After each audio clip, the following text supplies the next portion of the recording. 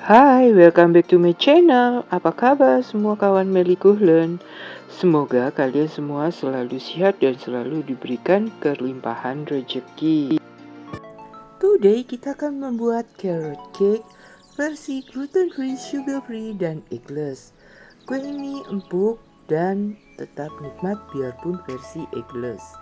Pertama-tama, kupas kulit wortel lalu parut dan sisihkan. Untuk pengganti telur, saya menggunakan chia seed. Sediakan pula bahan-bahan lain yang sudah tertera dan untuk lebih lengkapnya akan tertulis di bagian description yang ada dalam video ini. Siapkan wadah, masukkan butter dan organic coconut sugar. Lalu aduk-aduk hingga gula larut. Cukup menggunakan whisker. After that, tambahkan sea salt. Tambahkan pula air jeruk lemon. Lalu masukkan spicesnya, yaitu campuran dari cinnamon powder, nutmeg powder, dan ginger powder. Tambahkan chia seed. Chia seed di sini saya menggunakan chia seed yang sudah saya giling halus. Jika kawan MK ingin menggunakan chia seed yang utuh bisa juga, tapi jangan lupa untuk direndam dengan menggunakan air hangat terlebih dahulu hingga menjadi larutan yang kental. Selain chia seed, kawan MK juga bisa menggunakan egg replacer sebagai pengganti telur ataupun flaxseed juga bisa dijadikan sebagai pengganti telur. Aduk-aduk hingga bercampur rata, lalu tambahkan corn oil. Aduk kembali. Tambahkan almond powder, tepung mocha, dan juga fiber cream. Setelah itu aduk hanya hingga bercampur rata. Lalu masukkan baking powder aluminium free dan baking soda aluminium free. Tambahkan juga apple vinegar atau cuka apel. Aduk hingga bercampur rata. And then masukkan wortel yang sudah kita parut tadi. Lalu aduk hingga bercampur rata saja. Setelah itu siapkan 2 buah loyang. Di sini saya menggunakan loyang dari aluminium foil 1 karena untuk yang satu loyang akan saya berikan kepada kawan saya. Jangan lupa untuk mengoles loyang dengan butter dan menaburi dengan tepung mocha hingga rata. Bagi 2 adonan, lalu ratakan dan saat akan memasukkan ke dalam oven, jangan lupa untuk diketuk-ketuk terlebih dahulu untuk membuang angin yang ada pada adonan. Cukup diketuk 3 kali ke meja. Setelah itu panggang adonan di oven yang sudah kita panaskan terlebih dahulu sebelumnya. Untuk lama memanggang dan suhu harus disesuaikan dengan masing-masing oven yang kawan MK punya. Berbeda merek biasanya akan berbeda untuk suhu dan lama pemanggangannya. Pada dasarnya kawan MK harus mengetahui ciri-ciri oven masing-masing. Jangan lupa melakukan tes tusuk dan jika sudah matang keluarkan dari oven dan dinginkan. Lebih bagus jika didinginkan atau disimpan semalam dalam chiller.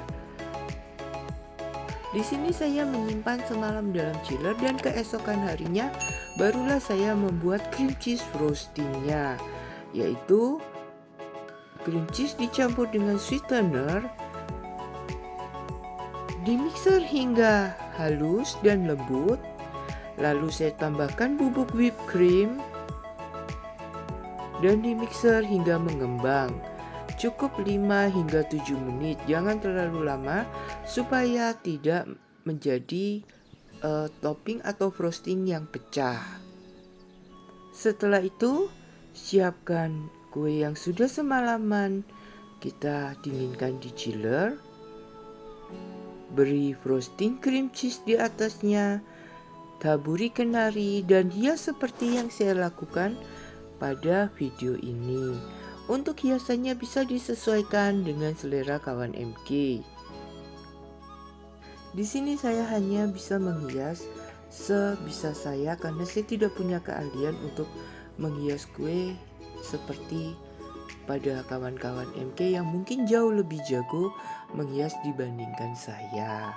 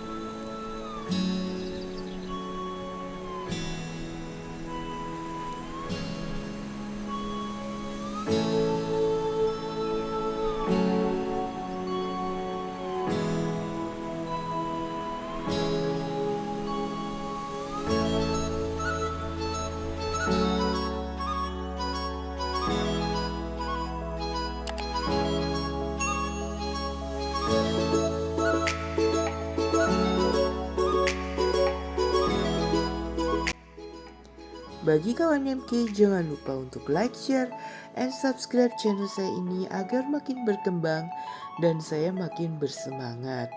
Hidupkan juga lonceng notifikasinya agar saat saya mengupload resep terbaru kalian menerima pemberitahuan. Saksikan juga resep saya lainnya yang tidak kalah menariknya.